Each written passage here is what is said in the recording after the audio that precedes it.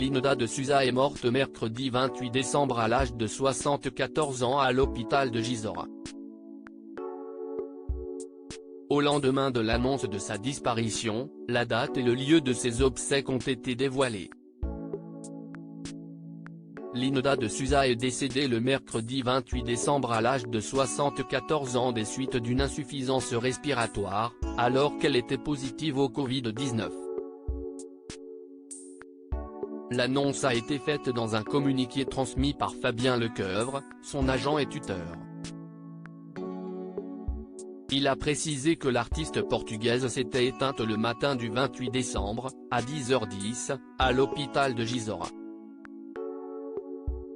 Sur BFM TV, il en a dit plus sur les derniers moments de sa vie. Elle était malheureusement malade depuis quelques semaines, quelques mois. Elle avait cette forme d'insuffisance respiratoire et elle attrapait le Covid dans sa maison de retraite où elle était aujourd'hui.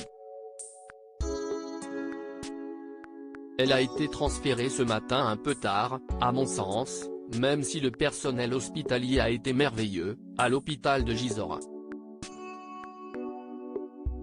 Son transfert a été fait ce matin à 8h et elle nous a quittés à 10h10 ce matin, a-t-il confié. La date et le lieu de ses obsèques dévoilés au lendemain de sa disparition, les informations sur le déroulement de ses obsèques ont été dévoilées. Dans un tweet posté par un journaliste de l'AFP via son agent, on apprend où et quand Linda de Souza sera inhumée. Les obsèques de Linda de Souza auront lieu vendredi 6 janvier à 14h30 en l'église Saint-Gervais de Gisors. Inhumation le jour même au grand cimetière de Gisors, à Jean, peut-on lire. Linda de Souza était l'une des grandes figures de la chanson populaire des années 80. En 30 ans de carrière, elle a vendu des millions de disques. Elle était aussi connue pour son livre La valise en carton dans lequel elle raconte sa vie depuis son départ du Portugal.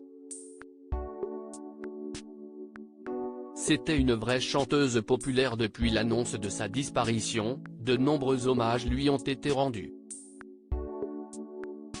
Des artistes ont salué sa mémoire, notamment Michel Drucker et Patrick Sébastien.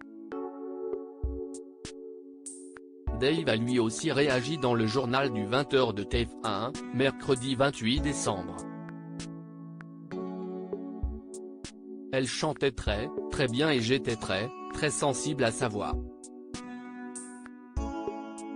C'est une travailleuse qui avait certains talents et énormément de chance. C'était une vraie chanteuse populaire, a-t-il dit. Les obsèques de #Linda de Souza auront lieu vendredi 6 janvier à 14h30 en l'église Saint-Gervais de #Gisors.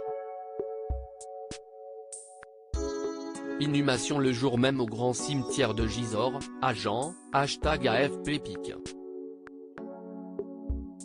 twitter.com/dwghwcr5t, Jean-François Guyot @JFGuyot, December 29, 2022. À lire aussi. Mort de Linda de Souza, relation compliquée avec son fils, problèmes financiers.